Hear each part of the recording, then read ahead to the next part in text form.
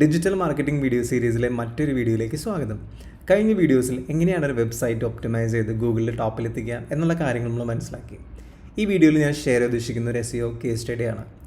കുറേ വർഷങ്ങൾക്ക് മുന്നേ SEO ചെയ്തൊരു വെബ്സൈറ്റിൻ്റെ റിസൾട്ട് ഇപ്പോഴും എങ്ങനെ നിലനിൽക്കുന്നു അതിനെക്കുറിച്ച് കുറച്ച് കാര്യങ്ങൾ ഞാൻ കാണിച്ചു തരാം. അതിനായിട്ട് നമുക്ക് ഗൂഗിളിലേക്ക് ഒന്ന് വരാം. അതിനുശേഷം സോഫ്റ്റ്വെയർ കമ്പനീസ് ഇൻ കേരള എന്ന് സെർച്ച് ചെയ്യണം. നിങ്ങൾക്ക് തന്നെ അറിയാം, സോഫ്റ്റ്വെയർ കമ്പനീസ് ഇൻ കേരള എന്ന് പറയുന്നത് വളരെ കോമ്പറ്റീറ്റീവ് ആയിട്ടുള്ളൊരു കീവേഡായിരിക്കും. കാരണം മിക്ക സോഫ്റ്റ്വെയർ കമ്പനീസിനും എല്ലാ സോഫ്റ്റ്വെയർ കമ്പനീസും സെർച്ച് എഞ്ചിൻ ഒപ്റ്റിമൈസേഷൻ എന്താണെന്ന് വ്യക്തമായിട്ട് അറിയാം. സോ വളരെ കോമ്പറ്റീറ്റീവ് ആയിട്ടുള്ളൊരു കീവേഡിൽ എങ്ങനെയാണ് ഈ ഒരു വെബ്സൈറ്റ് റാങ്ക് നിൽക്കുന്നത് നമുക്ക് നോക്കാം. ഞാനത് സെർച്ച് ചെയ്യുന്നത് UAE നിന്നാണ്. സെർച്ച് ചെയ്യുമ്പോൾ ലോക്കൽ സെർച്ചിൽ ഒപ്റ്റിമൈസ് ചെയ്തിട്ടുള്ള റിസൾട്ട് ഇവിടെ വന്നിട്ടുണ്ട്. കോമൺ ക്വസ്റ്റ്യൻസ് ഇവിടെ വന്നിട്ടുണ്ട്. പിന്നെ കുറച്ച് വെബ് പോർട്ടൽസ് വന്നിട്ടുണ്ട്. ആപ്ഫോർട്ടൂര, ക്രഞ്ച് ബേസ്ഡ് കുറച്ച് വെബ് പോർട്ടലുകളാണ്. പല പല ന്യൂസുകളും അപ്ഡേറ്റുകളും അല്ലെങ്കിൽ ഒരു ഫ്രീലാൻസ് മാർക്കറ്റ് പ്ലേസ് അങ്ങനെയുള്ള വെബ്സൈറ്റുകളാണ്. ഇതെല്ലാം അങ്ങനെ തന്നെ. ഇതിൽ വെബ് ടെക്നോളജീസ് ആണ് ടോപ്പിൽ നിൽക്കുന്നത്, ആക്ച്വലി ഒരു കമ്പനി ആയിട്ടെന്നുള്ള പൊസിഷനിൽ. പിന്നെ കോറ ക്വസ്റ്റ്യൻ ആൻസേഴ്സ് ചെയ്യുന്ന കമ്പനി. അടുത്തായിട്ട് entero web designing and software development company. ഇപ്പോൾ ഇവിടെ നിങ്ങൾക്ക് റാങ്കിങ്ങിൽ കാണാൻ പറ്റും. ഗൂഗിളിൻ്റെ ഫസ്റ്റ് പേജിൽ സോഫ്റ്റ്വെയർ കമ്പനീസ് ഇൻ കേരള എന്ന റാങ്കിങ്ങിൽ ആക്ച്വലി ഒരു വെബ്സൈറ്റ് ആയിട്ട് റിസൾട്ട് ചെയ്തില്ല, രണ്ടാമത്തെ റിസൾട്ടായിട്ട് കിടക്കുന്നത് എൻട്രോ ആണ്. അപ്പോൾ അത് ഓപ്പൺ ചെയ്താൽ നമുക്ക് കാണാൻ പറ്റും. ഒരു സോഫ്റ്റ്വെയർ ഡെവലപ്മെൻറ്റ് കമ്പനിയാണ്. അപ്പോൾ അതിൽ ഓരോ പേജസ് ലോഡ് ചെയ്യുന്ന പെർഫോമൻസ് എല്ലാം വളരെ ഹയറാണ്. അപ്പോൾ ആ പെർഫോമൻസ് SEOനെ ബാധിച്ചിട്ടുണ്ട് നന്നായിട്ട്. പിന്നെ ഒരുപാട് പേജസ് എല്ലാം ഉണ്ട്. ബ്ലോഗ്സും കാര്യങ്ങളൊക്കെ മെയിൻറ്റെയിൻ ചെയ്തൊരു കമ്പനിയാണ്.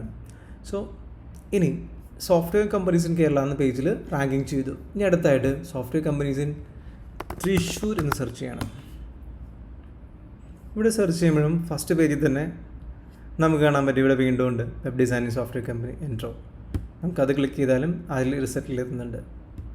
അപ്പോൾ ഇത്രയും കോമ്പറ്റീറ്റീവ് ആയിട്ടുള്ള വീട്ടിൽ കേരളം എന്നുള്ള ടോപ്പായിട്ടുള്ള ഒരു ജിയോഗ്രഫിക്കൽ ലൊക്കേഷനിലും തൃശ്ശൂർ എന്ന ലൊക്കേഷനിലും ഇനി ചാലക്കുടി സെർച്ച് ചെയ്യുകയാണെങ്കിലും അങ്ങനെയായിരിക്കും. ലോക്കൽ സെർച്ചിലാണെങ്കിലും നമുക്ക് നോക്കാം, ഫസ്റ്റ് പേജിലും വന്നിട്ടുണ്ട് റിസൾട്ട്. ഈ 3 ലൊക്കേഷനിലും സോഫ്റ്റ്വെയർ കമ്പനീസ് എന്ന കോമൺ കീവേഡിൽ ഈ ഒരു വെബ്സൈറ്റ് റിസൾട്ട് ചെയ്തിട്ടുണ്ട്. അടുത്തായിട്ട് ഈ വെബ്സൈറ്റിൻ്റെ പെർഫോമൻസ് നമുക്ക് വെബ് മാസ്റ്റർ ടൂൾസിലൊന്ന് കയറി നോക്കാം. Google web master.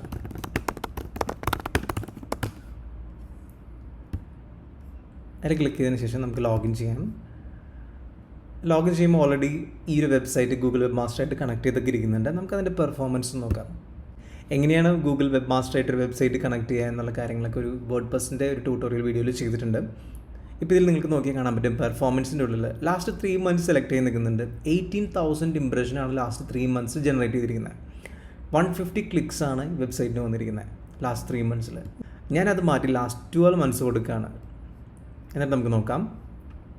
ഇതിൽ കാണാൻ പറ്റും 83,000 ഇംപ്രഷനാണ് ഈ ഒരു വെബ്സൈറ്റിന് വന്നിരിക്കുന്നത്. ഇംപ്രഷൻ എന്ന് വെച്ച് കഴിഞ്ഞാൽ പലരും ഇപ്പോൾ കീവേഡ് സെർച്ച് ചെയ്യുമ്പോൾ, ഇപ്പോൾ നമ്മൾ കണ്ടു സോഫ്റ്റ്വെയർ കമ്പനീസ് ഇൻ കേരള എന്ന് സെർച്ച് ചെയ്യുമ്പോൾ ഇപ്പോൾ പൊസിഷൻ വന്നിരിക്കുന്ന അറൗണ്ട് ഓർഗാനിക് ആക്ച്വൽ വെബ്സൈറ്റിൽ ഒരു 2ാമത്തെ പൊസിഷൻ വന്നെങ്കിൽ പോലും പേജിൻ്റെ ഉള്ളിൽ കുറച്ച് റിസൾട്ട് താഴെയാണ്. ഒരു 7ാമത് 8ാമതൊക്കെയാണ് പൊസിഷൻ വന്നിരിക്കുന്നത്. സ്റ്റിൽ ഫസ്റ്റ് പേജിലാണ് വന്നിരിക്കുന്നത്.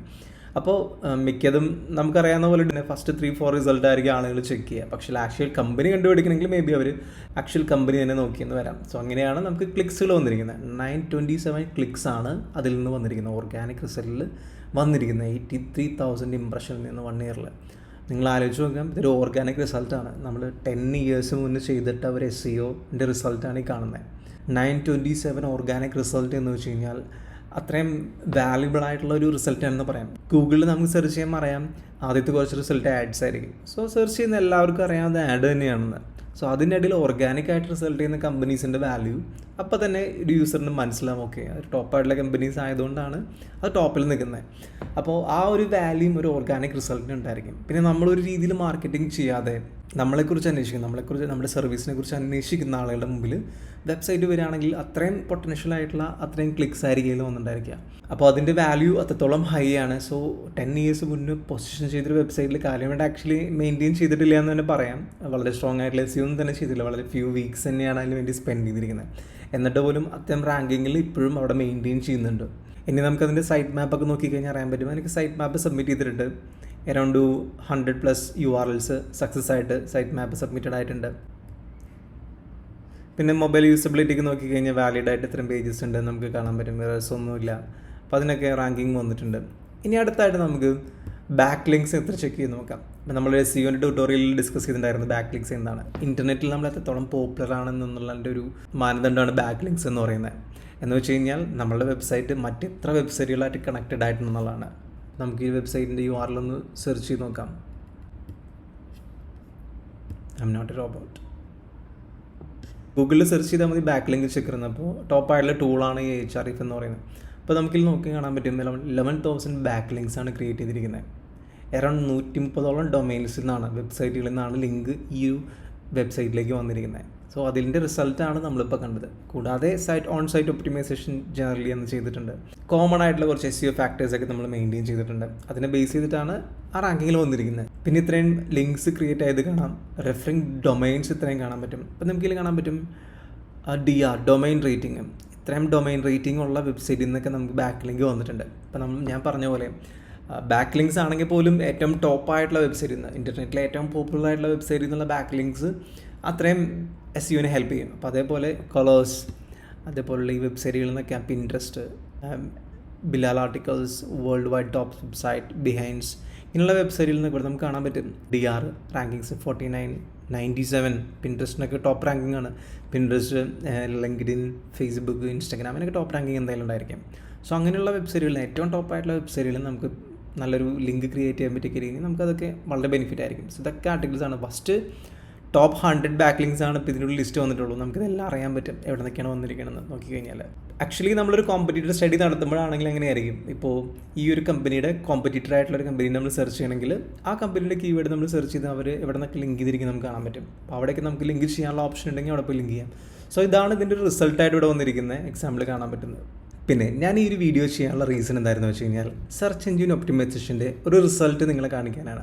അപ്പോൾ അത് എത്രത്തോളം ഇമ്പോർട്ടൻ്റ് ആണ് എന്ന് അറിയാൻ വേണ്ടിയിട്ട്. ഇപ്പോൾ നിങ്ങൾക്ക് കാണാം ഒരു 1 ഇയറിനുള്ളിൽ 1.5 ഇയറിനുള്ളിൽ അറൗണ്ട് 1300 ക്ലിക്സാണ് വന്നിരിക്കുന്നത്. 120,000 ഇംപ്രഷൻസ് ആണ് ക്രിയേറ്റ് ചെയ്തിരിക്കുന്നത്. ഇതിൽ നിന്ന് ഈ ഒരു ബിസിനസ്സിന്, ഒരു സോഫ്റ്റ്വെയർ വെബ്സൈറ്റ് ക്രിയേറ്റ് ചെയ്യുന്ന ഒരു കമ്പനിക്ക് ക്രിയേറ്റ് ചെയ്യുന്ന ആ ഒരു ക്ലിക്കേഴ്സിൽ നിന്ന് അറൗണ്ട് 10% ബിസിനസ് കൺവേർട്ട് ആയാൽ പോലും നിങ്ങൾക്ക് നോക്കാം വലിയൊരു ബിസിനസ് തന്നെ ആയിരിക്കും ആ കമ്പനിക്ക് ജനറേറ്റ് ചെയ്തിട്ടുണ്ടായിരിക്കുക.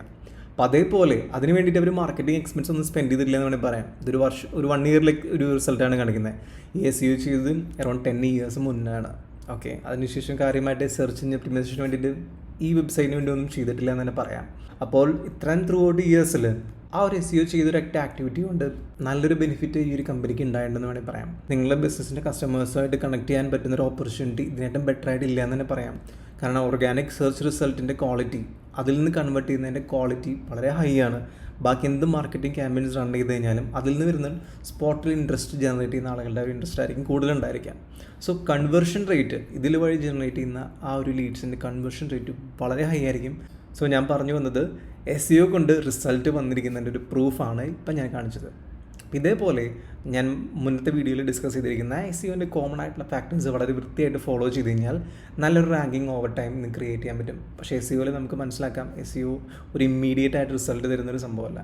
സോ കണ്ടിന്യൂസ് ആയിട്ട് ആ പറഞ്ഞ എല്ലാ ആക്ടിവിറ്റീസും ഏറ്റവും ബെസ്റ്റായിട്ട് എങ്ങനെ ചെയ്യാൻ പറ്റും, അതിൽ നിന്നാണ് അങ്ങനെ റിസൾട്ട് ഓവർ ടൈം ക്രിയേറ്റ് ആവുന്നത്. സോ അതുകൊണ്ട് ഇതിൻ്റെ സീരിയസ്നെസ്സും ഇമ്പോർട്ടൻസും മൈൻഡിൽ വെച്ചുകൊണ്ട് തന്നെ നമുക്ക് അടുത്ത വീഡിയോസിലേക്ക് കിടക്കാം.